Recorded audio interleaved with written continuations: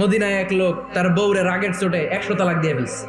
এবার স্ত্রী কাঁদতে কাঁদতে এসে বলে, আমিরুল মুমিনিন দেখেন, আমার স্বামী আমারে রেগে মেগে 100 তালাক দিচ্ছে। ওমর ফারুক বললেন, দইরা নিয়ে এটারে নিয়ে আসা হলো। ওমর ফারুক বললেন, কয়টা তালাক দিয়েছো? কয় 100টা।